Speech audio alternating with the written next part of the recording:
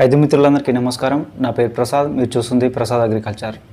Friends, ఈ video discussion చేస్తున్న topic వచ్చేసి ప్రస్తుతం ఇప్పుడున్న వర్షాకాలంలో సాగు చేయడానికి బీపీటీ వరి రకాల గురించి అయితే మనం ఈ వీడియో తెలుసుకుందాం. ఈ వీడియో సెకండ్ వీడియో అండి. అంటే అంతకుముందే మనం మరొక వీడియోలో టాప్ 5 బీపీటీ వరి రకాల గురించి తెలుసుకుందాం. ఈ వీడియోలో కూడా మరొక టాప్ 5 బీపీటీ వరి రకాల గురించి అయితే మనం ఈ వీడియోలో తెలుసుకుందాం. ఎవరైనా మన ఛానల్ని కొత్తగా చూస్తున్నా లేదా సబ్స్క్రైబ్ చేయకపోయినా సబ్స్క్రైబ్ చేయండి. అలాగే వీడియోని లైక్ చేసి సపోర్ట్ చేయండి. మీకు ఏదైనా డౌట్స్ ఉన్నట్లయితే నాకు కామెంట్ చేయండి.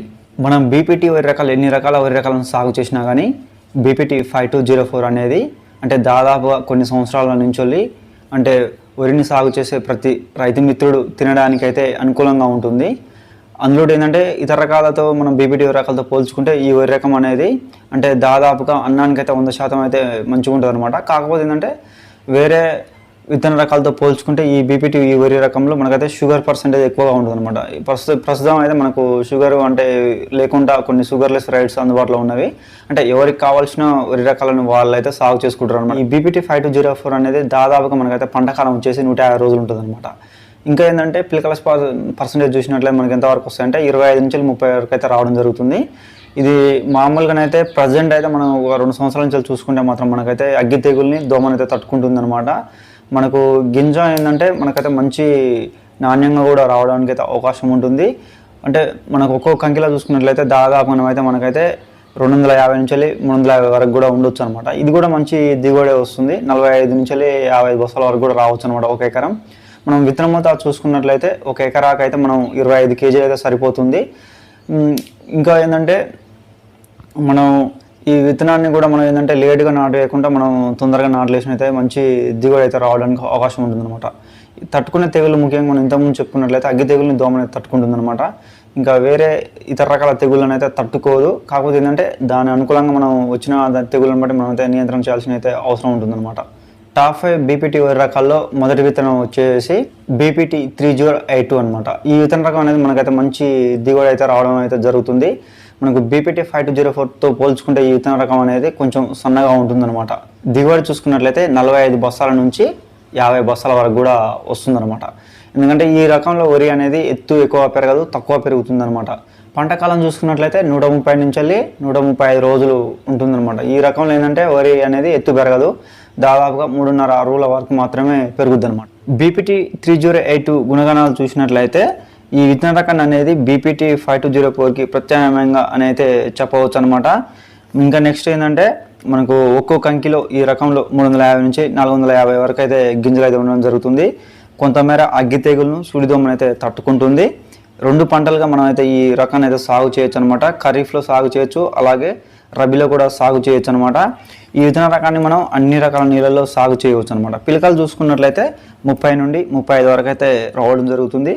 ఈ వర్షాకాలంలో మనం ఈ విత్తన రకాన్ని సాగు చేసినట్లయితే నత్రజని ఎరువులు అయితే తగ్గించుకోవాలి. ఎందుకంటే ఎత్తు పెరిగిపోతే మాత్రం పడిపోవడానికి అవకాశం ఉంటుంది అనమాట. అంటే వర్షాలు ఎక్కువ ఉన్నప్పుడు మనం అయితే నత్రజని ఎరువులను అయితే తగ్గించుకోవాలన్నమాట. లేకపోతే ఏముందంటే ఎత్తు అనేది ఇంకా పైరు అనేది పెరిగిపోవడానికి అయితే అవకాశం ఉంటుంది. రెండవ రకం వచ్చేసి బీపీటీ 2411 అనమాట.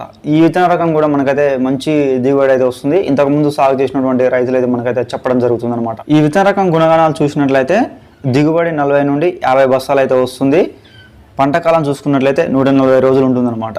ఈ విత్తన రకాన్ని MTU 1061కి ప్రత్యామ్నాయంగా ఈ విత్తన రకాన్ని అయితే సాగు చేయడం జరిగింది. కంకి చాలా పొడవుగా నిండుగా బరువుగా వస్తుందన్నమాట. ఒక్కో కంకిలో 400 వరకు గింజలు ఉండడం జరుగుతుంది. ఈ విత్తన రకాన్ని బీపీటీ 5204 మరియు బీపీటీ 4358ను సంకరపరిచి ఈ విత్తన రకాన్ని అయితే అభివృద్ధి చేయడం జరిగింది.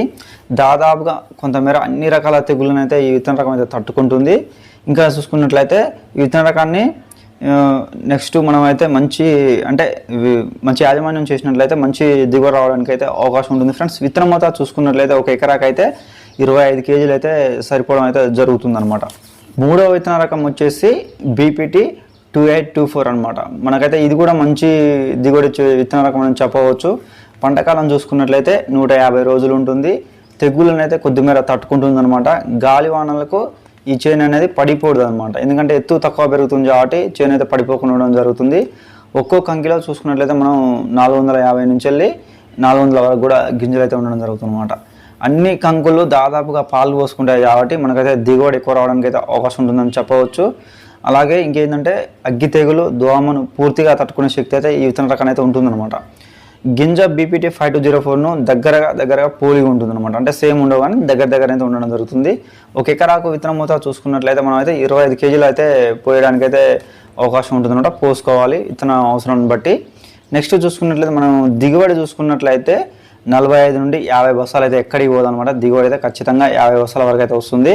నెక్స్ట్ ఏంటంటే మనం ఈ రకంలో ఏముందంటే ఎరువులు తెగుళ్ళు అయితే తక్కువ వస్తాయి అనమాట. మనం అందుకని మనం ఏమవుతుందంటే పెట్టుబడి ఖర్చులు అయితే తగ్గడానికి అయితే అవకాశం ఉంటుందని అయితే చెప్పవచ్చు అనమాట.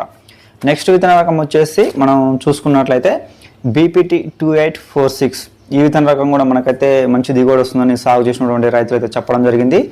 గింజ సాంబమ్మ సూరి బీపీటీ 5204ను పోలి ఉండడం జరుగుతుంది. పంట కాలం చూసుకున్నట్లయితే 140 నుండి 145 రోజులు ఉంటుంది. దుబ్బు ఎక్కువ చేయడం వల్ల వర్షాలకు గాలులకు పడిపోదు. ఎందుకంటే దుబ్బు ఎక్కువ చేయడం వల్ల ఏమవుతుందంటే దాని యొక్క అంటే మొక్క సాంద్రత అనేది పెరుగుతుంది కాబట్టి అందుకని పడిపోకుండా ఉండడానికి అయితే అవకాశం ఉంటుందన్నమాట. నెక్స్ట్ ఇంకా చూసుకున్నట్లయితే పిలకలు అనేది 30 నుండి 35 వరకు వస్తాయి. కొంచెం మంచి యాజమాన్యం చేసినట్లయితే 40 వరకు కూడా రావడానికి అయితే అవకాశం ఉంటుంది. ఒక్కో కంకిలో గింజలు చూసుకున్నట్లయితే 400 నుండి 450 వరకు అయితే రావడం జరుగుతుంది. ఈ విత్తన రకం అనేది ఖచ్చితంగా 100% తినడానికి అనువైన వరి రకం అనేది చెప్పవచ్చు అనమాట. దోమను అగ్గి తెగులను తట్టుకునే శక్తి ఉంటుంది. దిగుబడి పరంగా చూసుకున్నట్లయితే మనం 45 నుండి 50 బస్తాల వరకు అయితే దిగుబడి వస్తుందనేది ఇంతకుముందు సాగు చేసినటువంటి రైతులు అయితే చెప్పడం జరుగుతుందన్నమాట. ఈ విత్తన రకం అనేది ఖరీఫ్ పంటకైతే అనుకూలంగా ఉండడం జరుగుతుంది. విత్తనం మూత చూసుకున్నట్లయితే మనం అయితే 25 కేజీలు అయితే సరిపోతుంది.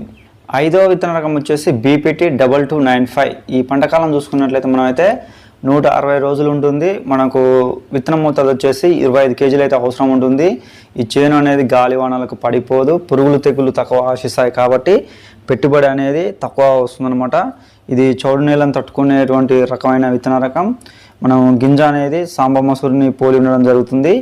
కాండం దృఢంగా ఉంటుంది కాబట్టి గాలివానలకు పడిపోదు అనమాట.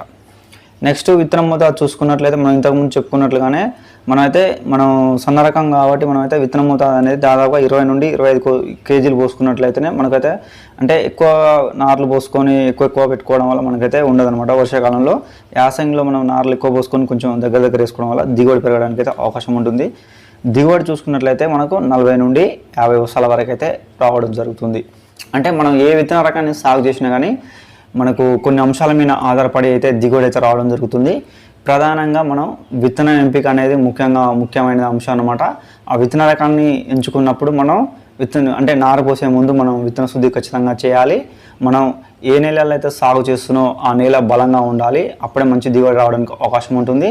దీనికి తోడు మంచి యాజమాన్యం అనేది పాటించాలి.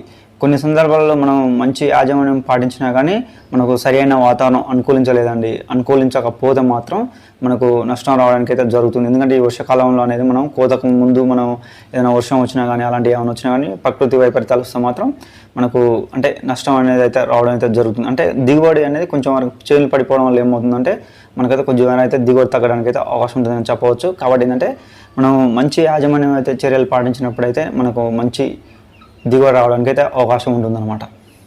సో ఇది ఫ్రెండ్స్ ఈ వీడియో. మరొక వీడియోతో అయితే మళ్ళీ కలుద్దాం. అంతవరకు సెలవు. నమస్కారం.